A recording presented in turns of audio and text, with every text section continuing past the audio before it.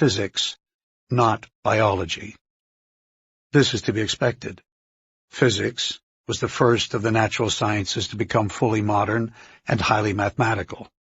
Chemistry followed in the wake of physics, but biology, the retarded child, lagged far behind. Even in the time of Newton and Galileo, men knew more about the moon and other heavenly bodies than they did about their own. It was not until the late 1940s it changed. The post-war period ushered in a new era of biologic research, spurred by the discovery of antibiotics. Suddenly, there was both enthusiasm and money for biology, and a torrent of discoveries poured forth: tranquilizers, steroid hormones, immunochemistry, the genetic code. By 1953, the first kidney was transplanted, and by 1958, the first birth control pills were tested. It was not long before biology was the fastest-growing field in all science. It was doubling its knowledge every 10 years. Far-sighted researchers talked seriously of changing genes, controlling evolution, regulating the mind, ideas that had been wild speculation 10 years before. And yet, there had never been a biologic crisis. The Andromeda strain provided the first. According to Louis Bornheim, a crisis is a situation in which a previously tolerable set of circumstances is suddenly, by the addition of another factor, rendered wholly intolerable. Whether the additional factor is political, economic, or scientific hardly matters. The death of a national hero, the instability of prices, or a technological discovery can all set events in motion. In this sense, Gladstone was right. All crises are the same. The noted scholar Alfred Pochrane, in his study of crises, culture, crisis, and change, has made several interesting points. First, he observes that every crisis has its beginnings long before the actual onset. Thus, Einstein published his theories of relativity in 1905 through 15, 40 years before his work culminated in the end of a war, the start of an age, and the beginnings of a crisis. Similarly, in the early 20th century, American, German, and Russian scientists were all interested in space travel, but only the Germans recognized the military potential of rockets. And after the war, when the German rocket installation at Peenemünde was cannibalized by the Soviets and Americans, it was only the Russians who made immediate, vigorous moves toward developing space capabilities. The Americans were content to tinker playfully with rockets. And 10 years later, this resulted in an American scientific crisis involving Sputnik, American education, the ICBM, and the missile gap. Pochrane also observes that a crisis is compounded of individuals and personalities which are unique. It is as difficult to imagine Alexander at the Rubicon and Eisenhower at Waterloo as it is difficult to imagine Darwin writing to Roosevelt about the potential for an atomic bomb. A crisis is made by men who enter into the crisis with their own prejudices, propensities, and predispositions. A crisis is the sum of intuition and blind spots, a blend of facts noted and facts ignored. Yet underlying the uniqueness of each crisis is a disturbing sameness. A characteristic of all crises is their predictability. In retrospect, they seem to have a certain inevitability. They seem predestined. This is not true of all crises, but it is true of sufficiently many to make the most hardened historians cynical and misanthropic. In the light of Pochrane's arguments, it is interesting to consider the background and personalities involved in the Andromeda strain. At the time of Andromeda, there had never been a crisis of biological science, and the first Americans faced with the facts were not disposed to think in terms of one. Shawn and Crane were capable, but not thoughtful men, and Edgar Comro, the night officer at Vandenberg, though a scientist, was not prepared to consider anything beyond the immediate irritation of a quiet evening ruined by an inexplicable problem. According to protocol, Comro called his superior officer, Major Arthur Manchek, and here the story takes a different turn. For Manchek was both prepared and disposed to consider a crisis of the most major proportions. But he was not prepared to acknowledge it. Major Manchek, his face still creased with sleep, sat on the edge of Comro's desk and listened to the replay of the tape from the van. When it was finished, he said, "Strangest damn thing I ever heard," and played it over again. While he did so, he carefully filled his pipe with tobacco, lit it, and tamped it down.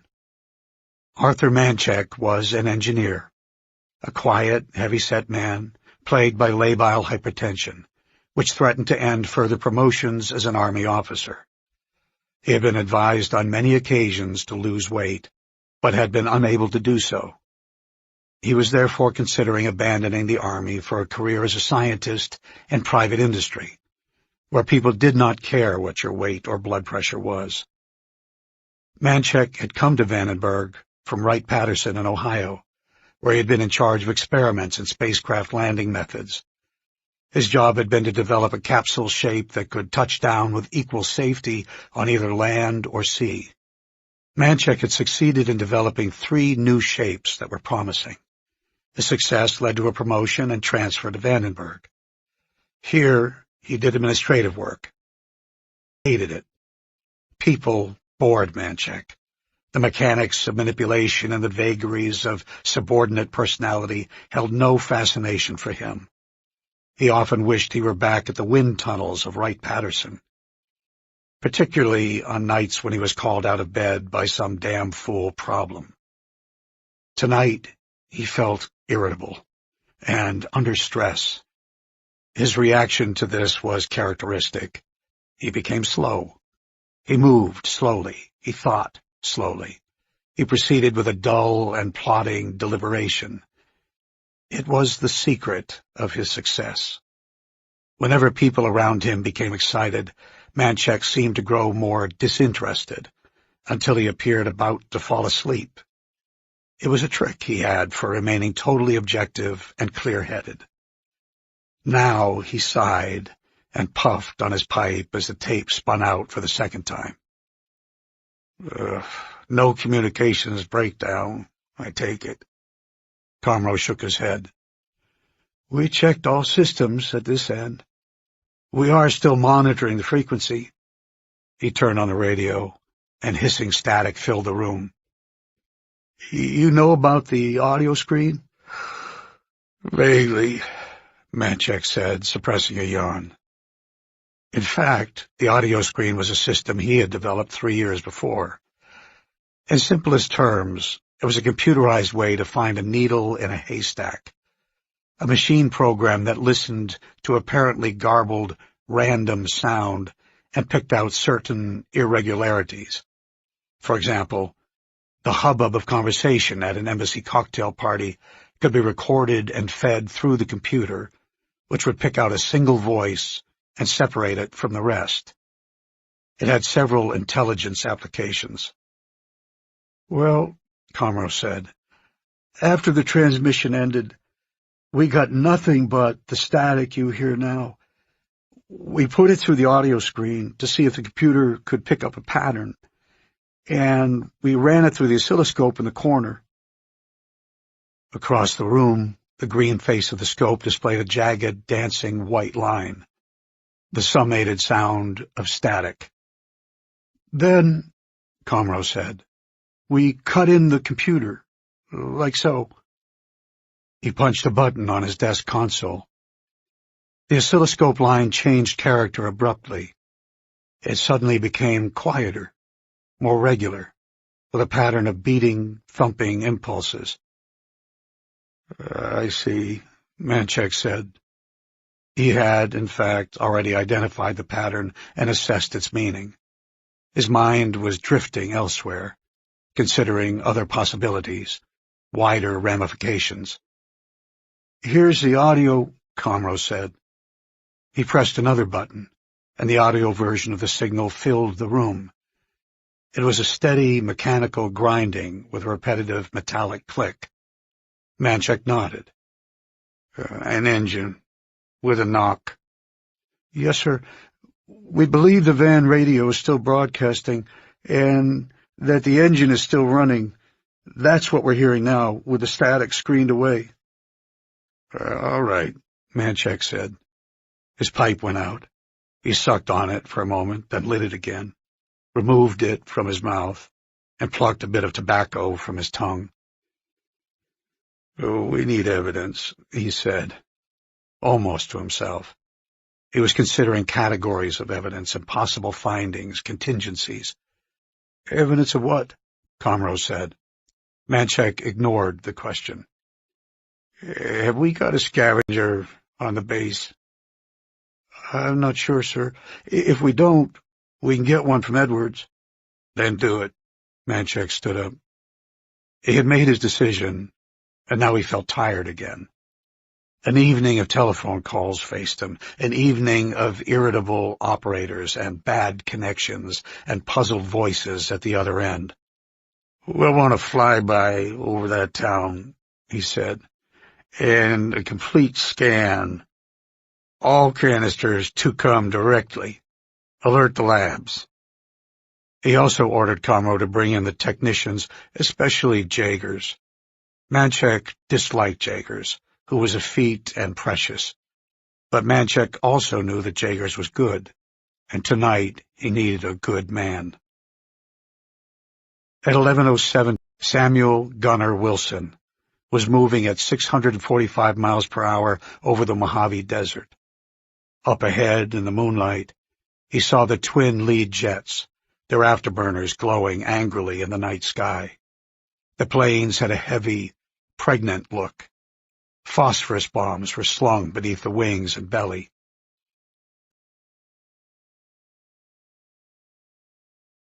And long and black. It was a scavenger, one of 7 in the world. The scavenger was the operational version of the X-18. It was an intermediate-range reconnaissance jet aircraft, fully equipped for day or night intelligence flights. It was fitted with 2 side-slung 16mm cameras, one for the visible spectrum and one for low-frequency radiation. In addition, it had a center-mount Homans infrared multi-specs camera, as well as the usual electronic and radio detection gear. All films and plates were, of course, processed automatically in the air, and were ready for viewing as soon as the aircraft returned to base. All this technology made the scavenger almost impossibly sensitive. It could map the outlines of a city in blackout, and could follow the movements of individual trucks and cars at 8,000 feet. It could detect a submarine to a depth of 200 feet. It could locate harbor mines by wave motion deformities, and it could obtain a precise photograph of a factory from the residual heat of the building 4 hours after it had shut down. So the scavenger was the ideal instrument to fly over Piedmont, Arizona, in the dead of night. Wilson carefully checked his equipment, his hands fluttering over the controls, touching each button and lever, watching the blinking green lights that indicated that all systems were in order. His earphones crackled. The lead plane said lazily, "Coming up on the town, Gunner. You see it?" He leaned forward in the cramped cockpit. He was low, only 500 feet above the ground, and for a moment he could see nothing but a blur of sand, snow, and yucca trees. Then, up ahead, buildings in the moonlight. "Roger, I see it." "Okay, Gunner, give us room." He dropped back, putting half a mile between himself and the other 2 planes. They were going into the P-square formation for direct visualization of target by phosphorus flare. Direct visualization was not really necessary. Scavenger could function without it, but Vandenberg seemed insistent that they gather all possible information about the town. The lead plane spread, moving wide until they were parallel to the main street of the town. "Gunner, ready to roll?" Wilson placed his fingers delicately over the camera buttons, 4 fingers, as if playing the piano. "Ready. We're going in now." The 2 planes swooped low, dipping gracefully toward the town. They were now very wide and seemingly inches above the ground as they began to release the bombs. As each struck the ground, a blazing white-hot sphere went up, bathing the town in an unearthly, glaring light and reflecting off the metal underbellies of the planes. The jets climbed, their run finished. But Gunner did not see them. His entire attention, his mind and his body, was focused on the town. "All yours, Gunner." Wilson did not answer. He dropped his nose, cracked down his flaps, and felt a shudder as the plane sank sickeningly like a stone toward the ground. Below him, the area around the town was lighted for hundreds of yards in every direction. He pressed the camera buttons and felt, rather than heard, the vibrating whir of the cameras. For a long moment he continued to fall, and then he shoved the stick forward, and the plane seemed to catch in the air, to grab and lift and climb. He had a fleeting glimpse of the main street. He saw bodies everywhere, spread-eagled, lying in the streets, across cars. "Jesus," he said.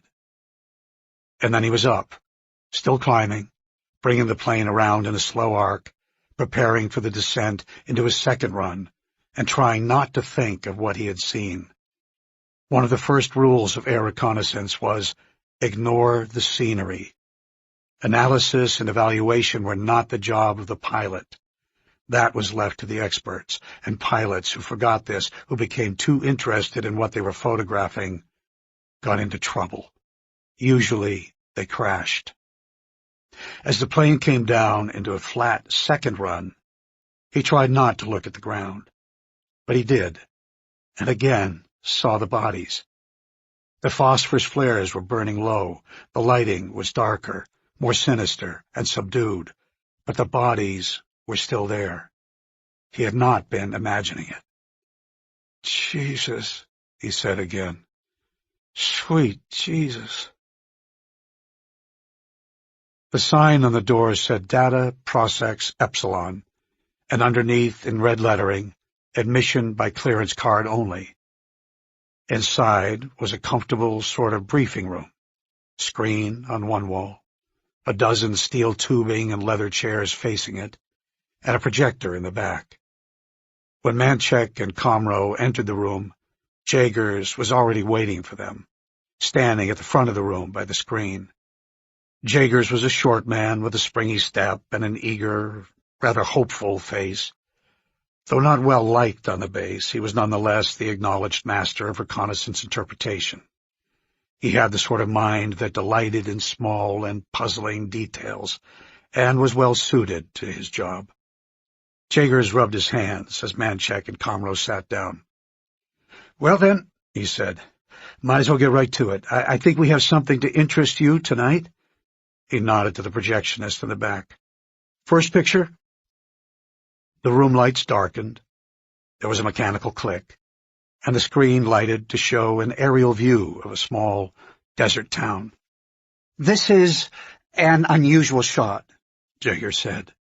"From our files, taken 2 months ago from Janos 12, our recon satellite, orbiting at an altitude of 187 miles, as you know. The technical quality here is quite good. Can't read the license plates on the cars yet, but we're working on it, perhaps by next year." Manchek shifted in his chair, but said nothing. "You can see the town here," Jaegers said. "Piedmont, Arizona. Population, 48, and not much to look at. Even from 187 miles. Here's the general store, the gas station. Notice how clearly you can read Gulf, and the post office, the motel. Everything else you see is private residences, church, over here. Well, next picture." Another click. This was dark, with a reddish tint, and was clearly an overview of the town in white and dark red. The outlines of the buildings were very dark. We begin here with the scavenger IR plates. These are infrared films, as you know, which produce a picture on the basis of heat instead of light. Anything warm appears white on the picture. Anything cold is black. Now then, you can see here that the buildings are dark. They are colder than the ground. As night comes on, the buildings give up their heat more rapidly. What are those white spots? Comro said. There were 40 or 50 white areas on the film. Those, Jaeger said, are bodies. Some inside houses, some in the street. By count, they number 50. In the case of some of them, such as this one here, you can make out the forelimbs and head clearly. This body is lying flat in the street. He lit a cigarette and pointed to a white rectangle. As nearly as we can tell, this is an automobile, since it's got a bright white spot at one end. This means the motor is still running, still generating heat. The van? Comro said. Manchek nodded. The question now arises, Jaeger said. Are all these people dead? We cannot be certain about that. The bodies appear to be of different temperatures. 47 are rather cold, indicating death some time ago. 3 are warmer. 2 of those are in this car here. Are men, Comro said. And the third? The third is rather puzzling. You see him here, apparently standing or lying curled in the street. Observe that he's quite white and therefore quite warm. Our temperature scans indicate that he's about 95 degrees, which is a little on the cool side, but probably attributable to peripheral vasoconstriction in the night desert air. Drops his skin temperature. Next slide.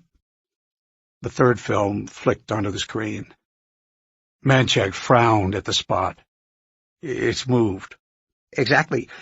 This film was made on the second passage. The spot has moved approximately 20 yards. Next picture.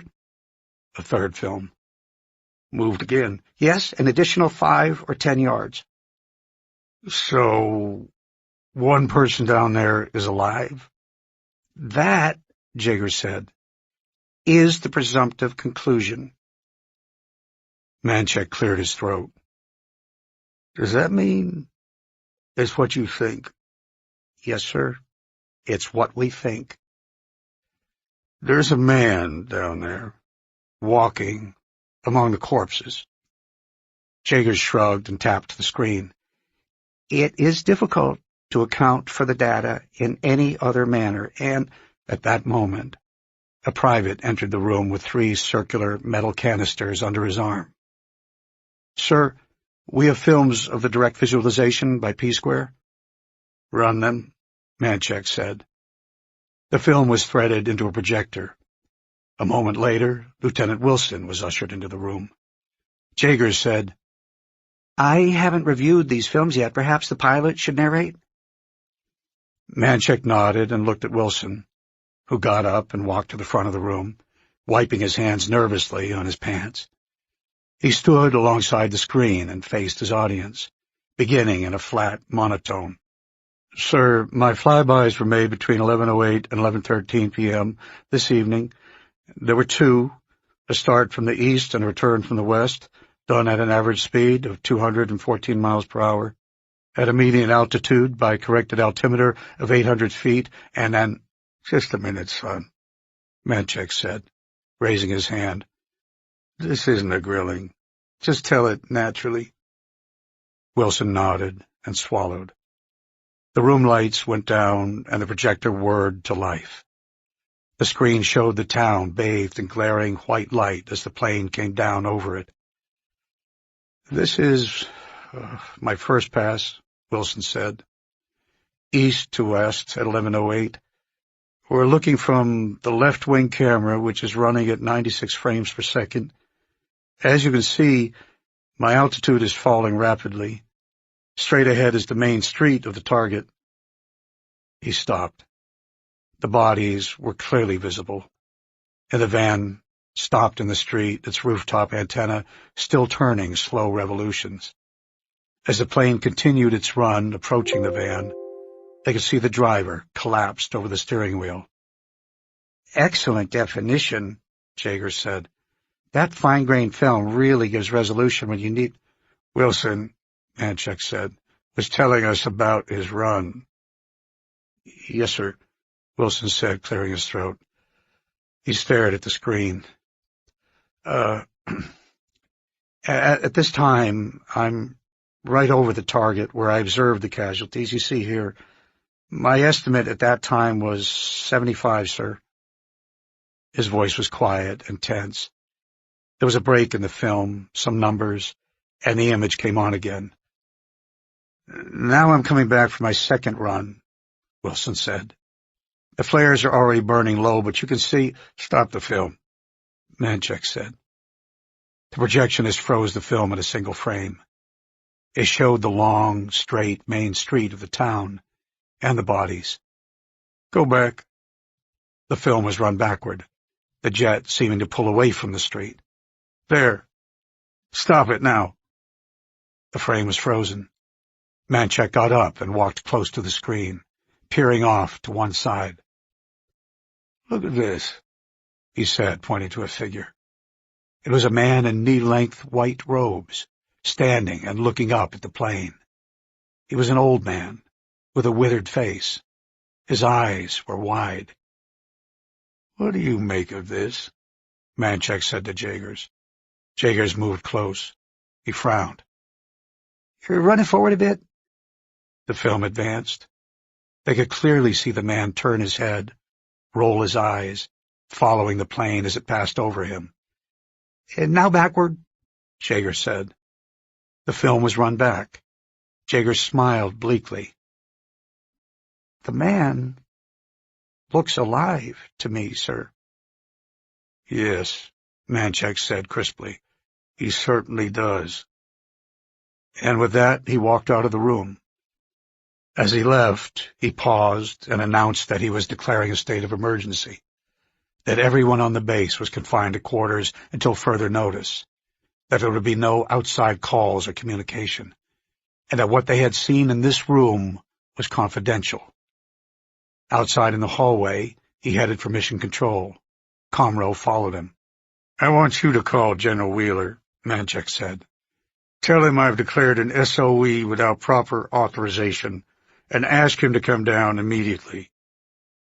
Technically, no one but the commander had the right to declare a state of emergency. Comro said, Wouldn't you rather tell him yourself? I've got other things to do, Manchek said. 4. Alert. When Arthur Manchek stepped into the small soundproofed booth and sat down before the telephone, he knew exactly what he was going to do, but he was not very sure why he was doing it. As one of the senior scoop officers, he had received a briefing nearly a year before on Project Wildfire. It had been given, Manchek remembered, by a short little man with a dry, precise way of speaking. He was a university professor, and he had outlined the project. Manchek had forgotten the details, except that there was a laboratory somewhere and a team of 5 scientists who could be alerted to man the laboratory. The function of the team was investigation of possible extraterrestrial life forms introduced on American spacecraft returning to Earth. Manchek had not been told who the 5 men were. He knew only that a special Defense Department trunk line existed for calling them out. In order to hook into the line, one had only to dial the binary of some number. He reached into his pocket and withdrew his wallet, then fumbled for a moment until he found the card he had been given by the professor. In case of fire, notify Division 87. Emergencies only. He stared at the card and wondered what exactly would happen if he dialed the binary of 87. He tried to imagine the sequence of events. Who would he talk to? Would someone call him back? Would there be an inquiry, a referral to higher authority? He rubbed his eyes and stared at the card, and finally he shrugged. One way or the other, he would find out. He tore a sheet of paper from the pad in front of him, next to the telephone, and wrote 2 to the 0, 2 to the first, 2 to the second, 2 to the third, 2 to the fourth, 2 to the fifth, 2 to the sixth, 2 to the seventh. This was the basis of the binary system. Base 2 raised to some power. 2 to the 0 power was 1, 2 to the first was 2, 2 squared was 4, and so on. Manchek quickly wrote another line beneath. 1, 2, 4, 8, 16, 32, 64, 128. Then he began to add up the numbers to get a total of 87. He circled these numbers. 1, 2, 4, 16, 64. And then he drew in the binary code. Binary numbers were designed for computers which utilize an on-off, yes-no kind of language. A mathematician once joked that binary numbers were the way people who have only 2 fingers count. In essence, binary numbers translated normal numbers, which required 10 digits and decimal places, to a system that depended on only 2 digits, 1 and 0. Manchek looked at the number he had just written and inserted the dashes 1-110-1010. A perfectly reasonable telephone number. Manchek picked up the telephone and dialed. The time was exactly 12 midnight. Day 2. Piedmont. 5. The early hours. The machinery was there. The cables, the codes, the teleprinters had all been waiting dormant for 2 years. It only required Manchek's call to set the machinery in motion. When he finished dialing, he heard a series of mechanical clicks and then a low hum, which meant, he knew, that the call was being fed into one of the scrambled trunk lines. After a moment, the humming stopped and a voice said, "This is a recording. State your name and your message, and hang up." Major Arthur Manchek, Vandenberg Air Force Base, Scoop Mission Control. I believe it is necessary to call up a wildfire alert. I have confirmatory visual data at this post, which has just been closed for security reasons. As he spoke, it occurred to him that it was all rather improbable. Even the tape recorder would disbelieve him. He continued to hold the telephone in his hand, somehow expecting an answer. But there was none.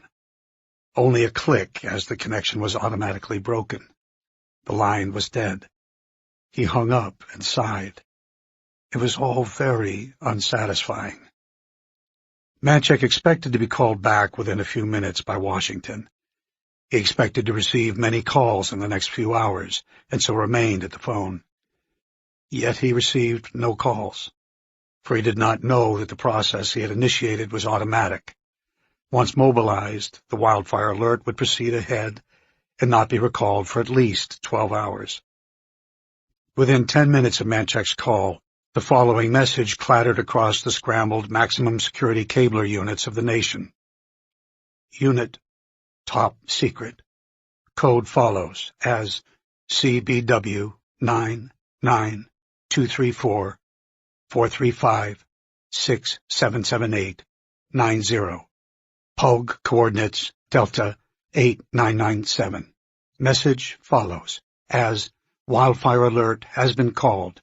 Repeat, wildfire alert has been called. Coordinates to read NASA, AMC, NSC, COM, DEC. Time of command to read LL-59-07 on date. Further notations as press blackface potential directive 7-L2. Alert status until further notice. End message. Disengage. This was an automatic cable. Everything about it, including the announcement of a press blackout and a possible directive 712, was automatic and followed from Manchek's call. 5 minutes later, there was a second cable which named the men on the wildfire team. Unit, top secret, code follows as CBW 9923445677890. Message follows as the following male American citizens are being placed on Z Kappa status. Previous top secret clearance has been confirmed. The names are Stone, Jeremy, 81, Levitt, Peter, 04, Burton, Charles, L51, Christensen, cancel, this line, cancel, to read as Kirk, Christian, 142, Hall, Mark, L77. Accord these men Z Kappa status until further notice. End message. End message. In theory, this cable was also quite routine. Its purpose was to name the 5 members who were being given Z Kappa status, the code for OK status.